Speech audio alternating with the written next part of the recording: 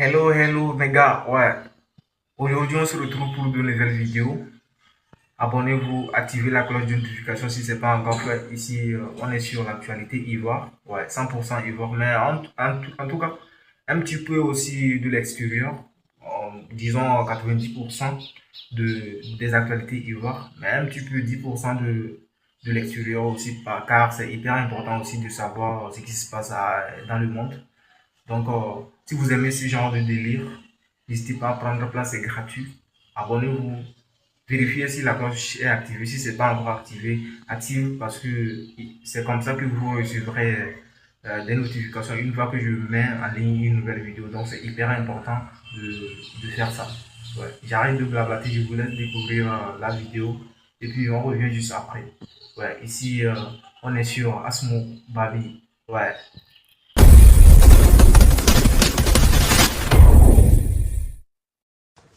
Ah ouais.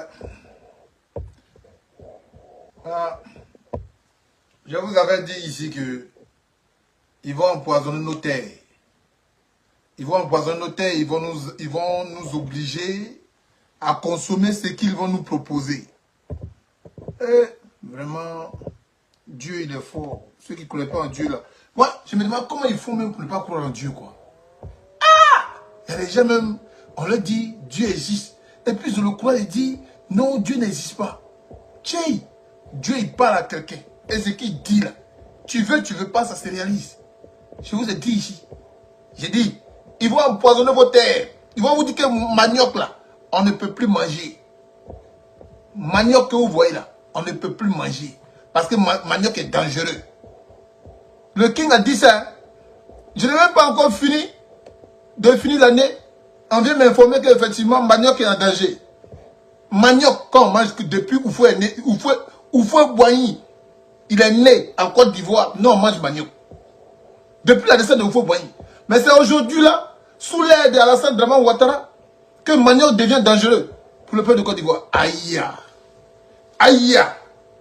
Vous avez tout dit, on a compris. Mais ça là seulement, on ne va pas comprendre. Manioc devient dangereux après que le King ait dit qu'ils vont s'attaquer à manioc, vos terres. Ils vont s'attaquer à ça. Ils vont vous dire que ce que vous consommez là, c'est pas bon. Il y a un virus dedans. Pourquoi? Parce qu'ils vont vous imposer ce que eux, ils ont préparé pour vous dire. Et j'ai dit, ils vont vous tuer. Il y aura une épidémie. On va écouter ça. Et puis, on va aller plus loin dans mes déclarations. Il est important. On écoute sa famille. On écoute ça. On écoute ça.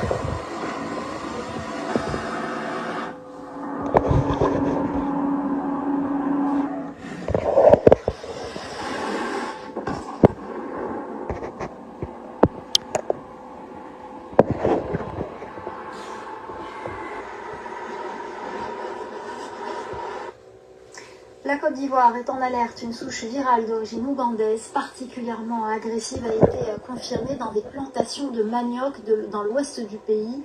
Une menace qui fait déjà craindre une forte baisse de la production nationale. Reportage de Macamara, Damien Kofi et Kader Lee-Julien. Tout est parti d'un échange de boutures entre agriculteurs ivoiriens, guinéens et libériens. Une pratique courante qui aurait suffi à introduire le virus sur le sol ivoirien. Dans l'ouest du pays, principalement touché, la réponse est immédiate. L'action que nous menons, c'est déjà d'empêcher le transport des boutures infectées vers les zones non infectées. Si le manioc devait être exposé à cette situation dans toutes les régions, ça va être vraiment une catastrophe. Dans le sud du pays, on joue la carte de la prévention pour couper court à toute propagation. Mathieu surveille sa plantation avec inquiétude et pour cause, le manioc n'est pas une culture comme une autre, c'est la principale source de revenus de milliers de ménages. Si la maladie arrive ici, en tout cas, ça sera dangereux pour nous. Parce que le manioc, c'est ce que nous plantons beaucoup. Actuellement, on ne plante pas d'autres choses si ce n'est pas le manioc. Nous vivons de ça. Le gouvernement tient à rassurer. Un comité de crise a été mis en place. Protocole sanitaire strict, suivi renforcé, distribution de boutures certifiées et saines. Les autorités tentent d'ériger un cordon sanitaire pour empêcher la propagation du virus. Il n'y a pas d'inquiétude. Il n'y aura pas de pénurie d'articles.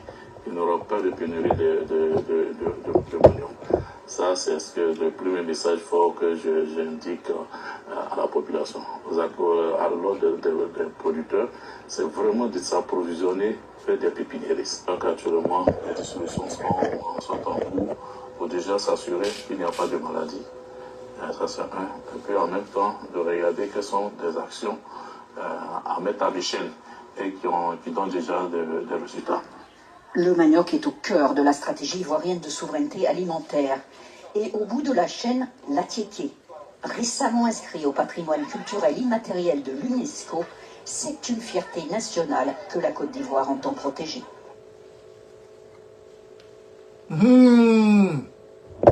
Voilà. On revient au bécail.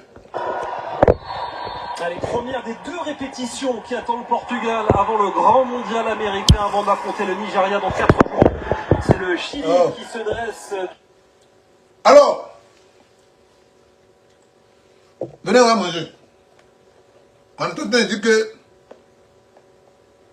l'attiéké sera empoisonné. Donc, autant profiter. C'est ça qu'on appelle l'attiéké. Hein? Pour ceux qui ne connaissent pas l'attiéké là, il y a où moi? Du côté de des Portugais. C'est ça là. C'est ça, ils disent que ça sera empoisonné. Et que c'est empoisonné, il y a virus derrière. Donc, on entend nous dire ici que il n'y aura pas de pénurie d'attiéké. Donc, les gens vont donner, comme je vous avais prédit, ils vont donner des produits. Pour que vous mettez ça dans vos plantations. Pour ne pas que vous mourrez de virus d'attiéké. Hein? On va mourir d'attiéké. Donc, j'ai profité. Avant que vous allez recevoir, hein? Avant que vous allez recevoir le produit là, hein? Ne pas tenu d'attirer, moi, il y a mangé pour moi. N'oubliez pas, hein? Si vous avez reçu le produit là, dites-moi, vous n'avez pas payé. Attirez. Moi et puis attirer, on va divorcer. Si vous avez payé le produit là, pour mettre dans vos plantations, moi, il ne mange plus attirer.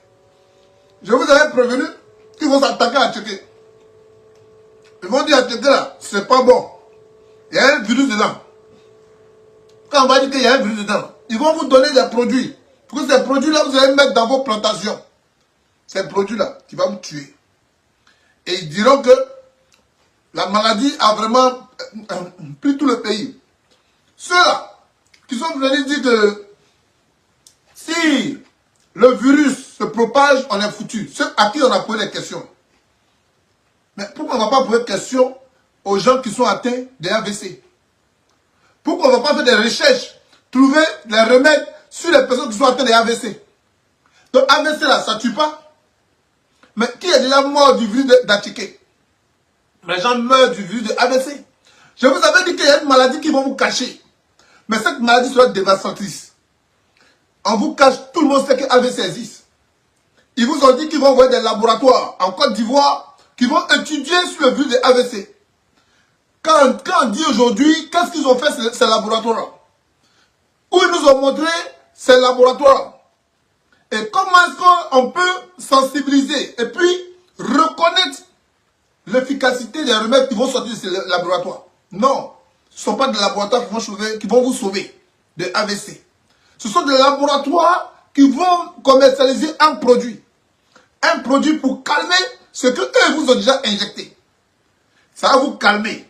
Mais ça va engendrer d'autres maladies en vous.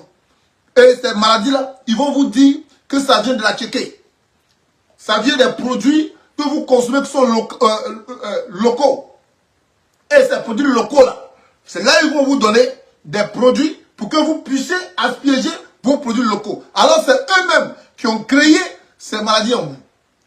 Pourquoi? Ils veulent vous rendre dépendant de ce qu'ils vont vous proposer. Sachant que tout ce qui va venir d'ailleurs sera des produits chimiques. Et ce qu'ils combattent aujourd'hui, c'est tout ce qui est bio. La preuve en est qu'ici en France, quand tu vas dans un magasin, on écrit sur le produit 100% bio. Mais est-ce qu'ils sont obligés d'écrire 100% bio? Donc, s'il y a produit 100% bio, ce qui veut dire qu'il a produit 100% chimie. Ce qui veut dire qu'il a produit 100% chimie. Eux-mêmes, ils savent très bien que les produits chimiques ont un effet néfaste dans la vie de quelqu'un. Ont un effet néfaste parce que un produit chimique, on dit bien chimie, est constitué de tout ce qui est chimie. Mais comment on peut mettre dans le corps d'un être humain des électrons? Par exemple, le chimie, il faut savoir que c'est composé de plusieurs électrons. Des électrons dans le corps de l'homme. Regardez aujourd'hui, il y a des gens, quand ils touchent le téléphone là, c'est les secoues. Oui, ça les secoue. C'est du fait que dans le sang de l'être humain, il y a des électrons. Il y a du chimie dans le sang de l'être humain.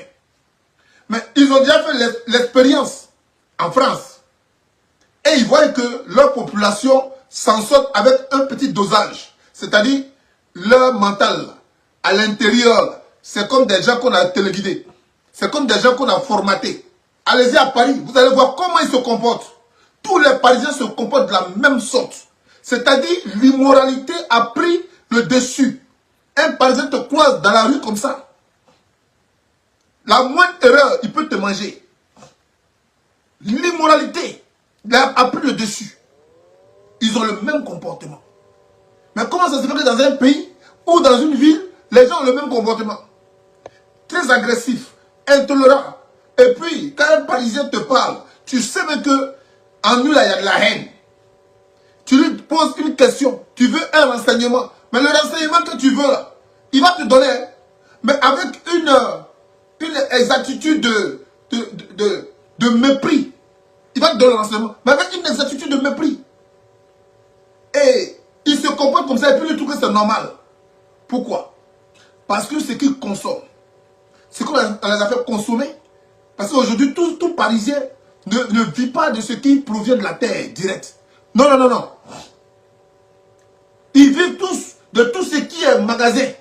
Alors que dans les villes d'intérieur, vous allez voir que dans les villages, les producteurs de vaches sortent directement le lait et ils l'emballagent, ils les vendent dans les supermarchés. Et ça encore, il faut avoir une autorisation. Donc ils sont en train de vouloir même arracher l'agriculture aux Français, aux paysans français, pour donner ça à l'Ukraine. Là où Vladimir Poutine a détecté plus de 72 laboratoires. 72 laboratoires chimiques où on transforme les choses et puis vous consommez. Maintenant, ils ont su que la France, l'Europe, réussit à vivre avec un petit dosage. Et comme ils ont dit qu'ils veulent passer à la démographie mondiale, ce qui veut dire qu'il faut réduire la densité terrestre, ils ont pris pour exemple l'Afrique qui pond beaucoup. Je n'ai pas dit qui donne naissance, qui pond. On dit en Afrique, il y a beaucoup de naissances. Et on est beaucoup. Alors que la Chine seule fait plus de 1 milliard d'habitants. La Chine seule. Mais elles ont trouvé que c'est chez nous en Afrique, là, on est beaucoup. Donc qu'est-ce qu'on doit faire? On doit diminuer les Africains. C'est pourquoi le problème de la Côte d'Ivoire, quand vous souffrez dans le désert, quand vous ne mangez pas, vous appelez au secours. Mais à qui vous appelez au secours? Qui va vous secourir? Mais personne. Parce que eux, c'est ce qu'ils veulent. La Tunisie a montré son décret de racisme.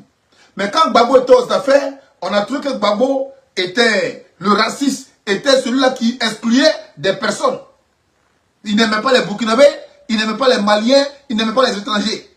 Mais les Tunisiens nous ont montré par A plus B que eux là, ils n'aiment pas les étrangers. Et bien, c'est pas n'importe quel étranger, ils n'aiment pas les Noirs. Mais quelle ONG qui a lancé une sanction à la Tunisie? Mais ça n'existe pas. Quelle ONG? Il y a eu quelle institution qui a dit que cette Tunisie-là, on doit l'isoler? Ou on doit envoyer au Comores, ou on doit envoyer ONU pour aller enlever, déloger le président? Il n'y a personne. Parce qu'ils s'en foutent que vous mourrez. S'ils ont fait ça avec Gbagbo, c'est attaché aux intérêts de son peuple. Celui qui s'attache aux intérêts du peuple, celui-là est une victime. C'est une personne à abattre. Et je vais vous montrer ça tout de suite. Celui qui s'attache aux intérêts de son peuple, c'est une personne à abattre. Donc, c'est pourquoi il fallait détruire Gbagbo. Mais comme Gbagbo avait la chance qu'il avait une cote de popularité qui pouvait relayer son combat, donc il fallait le garder, mais l'amener à se détacher de cette cote de popularité-là. C'est ça qu'ils ont choisi de faire. Et c'est pourquoi Gbagbo est encore vivant. Famille, Je vous avais déjà prévenu. Les précautions à prendre, je vous l'ai dit. On va regarder ici un frère qui a ouvert les yeux et qui a essayé d'inciter ses camarades à faire de même. On va regarder ici ce que ce frère-là, ce qu'on dit il est devenu. Moi, je ne sais pas, hein, mais moi, c'est suite à une vidéo d'un confrère que je sais que j'ai appris que ce frère est mort. Bon, je ne sais pas s'il est vraiment mort, mais en tout cas, s'il n'était pas mort, il allait se prononcer. Mais on va regarder ici ce que l'autre confrère dit ici à propos de ce frère qui a ouvert les yeux. Pour vous dire, au lieu de parler pour qu'on vous tue là, il y a quelque chose qu'on peut faire et on ne va pas vous tuer. Il y a une seule chose qu'on peut faire et on ne va pas vous tuer. Au lieu de parler pour qu'on vous tue, il y a quelque chose qu'on peut faire, on ne va pas vous tuer. Ce quelque chose là, je vous ai dit ça. On regarde ça ensemble. Grave. Vous connaissez ce frère-là, non? C'est un militant GPS, c'est-à-dire c'est un partisan de Soro Guillaume. Il fait des choses. Hier, disons plutôt le 2, il a fait une vidéo. On va écouter la vidéo et puis après on va aller en profondeur. Mais j'aimerais vous dire que quand il a fini de faire la vidéo là, ils l'ont déjà en même temps. Il a fini de faire une vidéo, il vit en Côte d'Ivoire. Il finit de faire la vidéo là. Le lendemain, on le retrouve, il a déjà. Les morons finissent le gars. Certaines personnes vont venir me dire non, ah ouais, qu'il était malade, il était comme ci, il était comme ça. Mais non, les gars, non, laissez tomber. Il dit, ils l'ont déjà. On va écouter sa vidéo, mais abonnez-vous, mettez assez de cœur, partagez pour que ça arrive loin. Quand on va finir là, on va parler. Parce qu'il faut qu'on s'adresse au RHDP, il faut qu'on les parle. C'est parti, famille. On écoute. Bonjour à tous et à toutes. Bonjour, chers peuple de Côte d'Ivoire, chers peuple d'Abidjan, chers peuple de Anyama, chers peuple ivoiriennes et ivoiriens, Yopougon, Treichville, Agamé, toutes les villes d'Abidjan. Quand la situation devient exorbitante, quand nous vivons aujourd'hui de la fatocratie, plus de la démocratie, chers peuple de Côte d'Ivoire, je m'appelle Grassoua de nouveau. Mais pendant d'Abidjan, calmez-vous. Le pharaon d'Égypte a géré son peuple. Mais arrivé à un certain moment, le peuple a demandé au bon Dieu. Le peuple a demandé au... Ouais, on se retrouve à la fin de la vidéo. Qu'est-ce que vous en pensez de ce que vous avez regardé et tout? N'hésitez pas à me passer vos avis dans les commentaires parce que vos avis aussi, ça compte vraiment pour moi. Je suis là pour vous lire et tout. Vos avis, qu'est-ce que vous en pensez et tout. Mettez-moi tout ça dans les commentaires. C'est hyper important pour moi. Et bon, ici on est sur Babi. Et surtout, activez la cloche de notification. Abonnez-vous et on se retrouve pour de nouvelles vidéos. C'était votre gars Asmo. Ici on est sur Babi.